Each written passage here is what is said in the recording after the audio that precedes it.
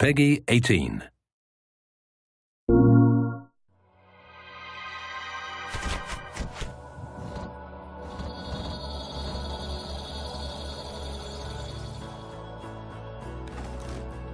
Blacklight Retribution is a free-to-play, first-person shooter. It takes place in a universe that's sort of dystopian, dilapidated, maybe 20, 30 years out in the future. We wanted to try to make a world that would be believable, even though it did have mech suits and railguns and, giant weapons to kill your friends with. We wanted to make a fast-paced, very highly customizable first-person shooter. One of its biggest sort of iconic things is this customization.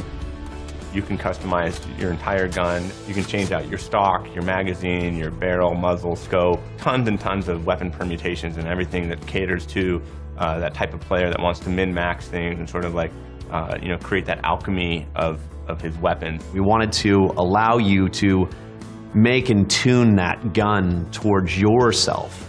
And as we moved into Blacklight Retribution, we allowed you to define your entire character. So not only just how you look, but also how you play. What we wanted to do when we first started talking about Retribution was allow a medic class not just to have an assault rifle. If you are a medic, you can have a heavy machine gun, or you could be a sniper, you can be an X or Y or Z. We want the player to define their play experience and their play style, not us. In the digital free-to-play world, there's a lot of interaction with the community. We're constantly updating it, we're constantly patching it. You put out a mainstream title, and it comes out, there's a DLC for X years, and then the second one that comes out, nobody usually keeps on playing. With a free-to-play, it's the same game, and it just evolves. It's all about the players. It's all about the fans getting in, exploring, or finding it for the first time and playing. We want to allow people to explore or find it. And so new players can come in, or they can try it a year before, and as they come back in, they play it again. It's completely different. It's constantly changing. And it's really up to us, and it's really up to the developer to want to change and to want to kind of have that ebb and flow of development.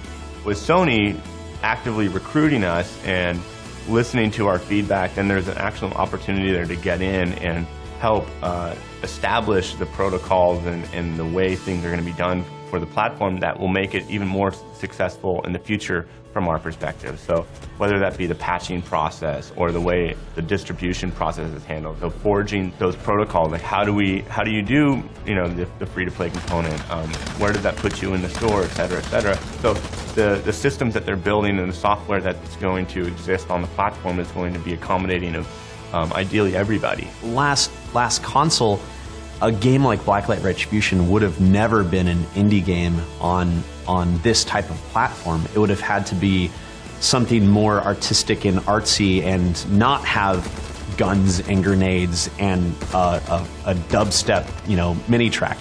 That's the thing. That's why it's so cool that anyone can come to this group now and say, I've got an amazing idea, but I can do it. That's the thing. We want to make our games become so much better, and Sony's really allowing us as independent developers to really make that system, that game that's going to be really amazing, and it's going to allow the gamers to experience the thing that the devs wanted to make versus what they had to make.